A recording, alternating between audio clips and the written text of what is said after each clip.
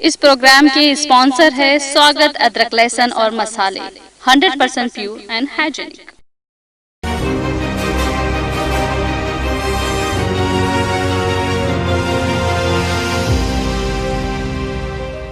अस्सलाम वालेकुम, आदाब। मैं हूं खलील फरहाद और आप देख रहे हैं प्रोग्राम टुडे इन हिस्ट्री, यानी आज का दिन तारीख के आईने में। आज 6 जनवरी है। आइए जानते हैं कि तारीख में 6 जनवरी को क्या क्या अहम वाक़यात हुए।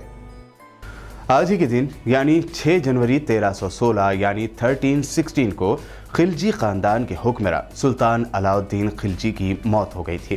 उन्होंने 1296 यानी 1296 में दिल्ली का इख्तिदार संभाला था। वह हिंदुस्तान में खिलजी ख़ानदान के दूसरे सुल्तान थे और खिलजी ख़ानदान के सबसे ताकतवर सुल्तान भी तस्लीम किए जाते थे।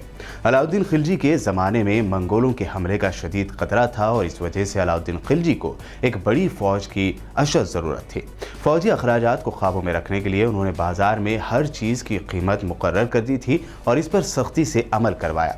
रोज़मर्रा इस्तेमाल की चीज़ें सस्ती होने से लोग खुशहाल हो गए और अलाउद्दीन खिलजी के मरने के बाद भी अरसे तक उनके दौर हुकूमत को याद किया करते थे। अलाउद्दीन ने दलाल यानी एजेंट का रोल बिल्कुल ख़त्म करा दिया था और ज़ख़ीरा अंदोज़ी की सख्त तरीन सज़ा मुकर्रर की थी। अलाउद्दीन खिलजी ने जासूसी का एक ऐसा सिस्टम तैयार किया था कि बादशाह को मंडी की खबरें डायरेक्ट पहुंचाई जाती थी। 6 जनवरी 1693 यानी 1693 को ही खिलाफत उस्मानिया की बागडोर संभालने वाले 11वें सुल्तान मोहम्मद राबे या मोहम्मद चाहरुम की वफ़ात हुई थी। उस्मानी ख़ानदान के सुल्तान मोहम्मद राबे ने 1648 से 1687 तक खिलाफत उस्मानिया में हुकूमत कायम रखी थी। वो 2 जनवरी 1642 को तोप कापी महल इस्तांबुल तुर्की में पैदा हुए। मोहम्मद राबे उस्मानी दौर खिलाफत के दूसरे सबसे लंबे अरसे तक हुक्मरानी करने वाले सुल्तान हैं। छोटी उम्र से ही उन्हें शिकार का शौक था और वह काफ़ी माहिर शिकारी भी माने जाते थे, इसीलिए उन्हें द हंटर या शिकारी का लक़ब दिया गया। इसके अलावा उनके दौर में हुए कई इस्लामी फतूहात की वजह से उन्हें गाजी का भी एजाज़ दिया गया। 6 जनवरी 1838 यानी 1838 को आज ही के दिन सैमुअल मोर्स से पहली मर्तबा दुनिया के सामने टेलीग्राफ टेक्निक को लेकर आए थे, जो फ्यूचर में टेली कम्युनिकेशन की अहम बुनियाद साबित हुआ। मोर्से ने अपना टेलीग्राफ सिस्टम अमेरिका के न्यू जर्सी में पेश किया। इस डिवाइस या आले में पहली मर्तबा बिजली का इस्तेमाल कोडेड मैसेजेस को एक तार के रास्ते भेजने में किया गया था। माना जाता है कि यहीं से टेली कम्युनिकेशन के सेक्टर में रेवोल्यूशन यानी इनकलाब की बुनियाद पड़ी। 1920 और 1930 के डिकेड में टेली कम्युनिकेशन की चीज़ें काफ़ी फेमस हुई। मोर्से एक बार जब समंदर के रास्ते यूरोप से अमेरिका जा रहे थे, रास्ते में उन्होंने इलेक्ट्रोमैग्नेट नाम की एक नई ईजाद के बारे में सुना। यहीं से उन्हें इलेक्ट्रिक टेलीग्राफ बनाने का आइडिया आया। इसके बाद कई साल उन्होंने एक प्रोटोटाइप तैयार करने में सर्व किए। इसमें उनके 2 पार्टनर भी मदद कर रहे थे। बाद 1838 में मोर्से ने अपनी इस ईजाद यानी इन्वेंशन को दुनिया के सामने रखा। इसमें मोर्से कोड यानी डॉट्स और डेस नंबर बनाते थे। बाद मोर्से ने 1843 में बड़ी मुश्किलों के बाद अमेरिकी कांग्रेस को राज़ी कराया कि वो उनके इस इन्वेंशन में इन्वेस्टमेंट करें। इस तरह अमेरिका में वाशिंगटन डीसी से बाल्टीमोर के दरमियान टेलीग्राफ लाइन बिछवाई गई। इसके बाद 1844 में मोर्से ने पहला सरकारी टेलीग्राम भेजा था।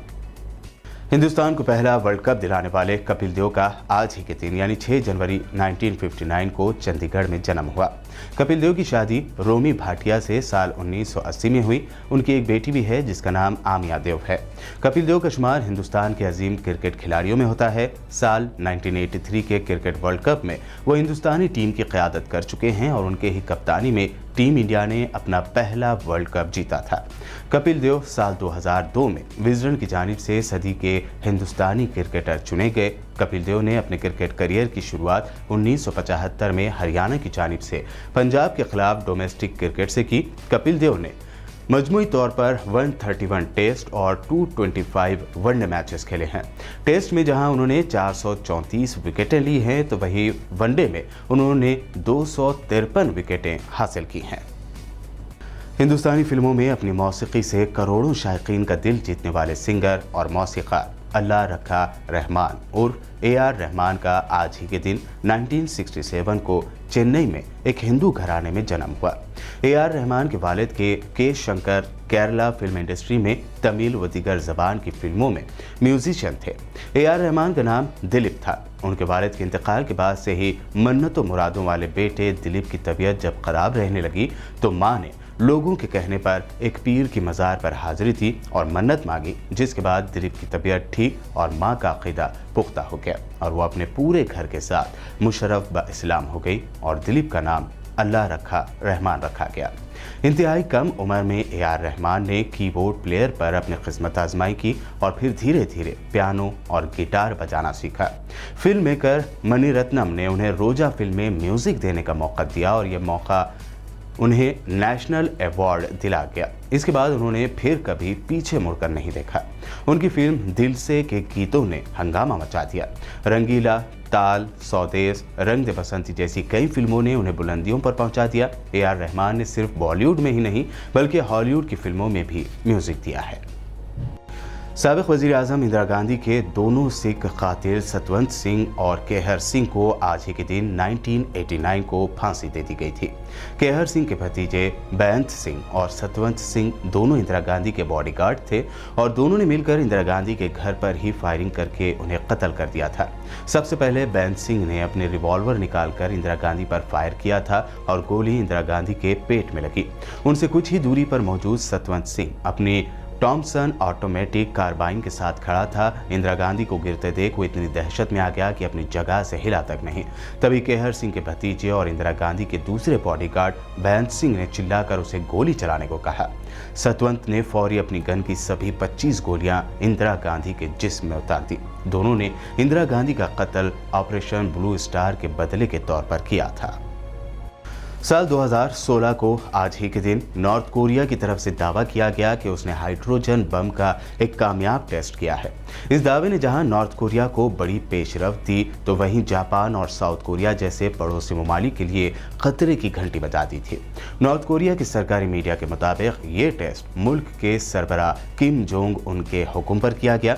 इससे पहले किम जोंग उन ने दावा किया था कि उनका मुल्क हाइड्रोजन बम तैयार कर चुका है, जिसे थर्मो न्यूक्लियर डिवाइस का नाम भी दिया जाता है। ये दरअसल कम ताकत के जौहरी धमाके की मदद से बड़ा और ज्यादा तबाहकुन बम धमाका करने का फेज है।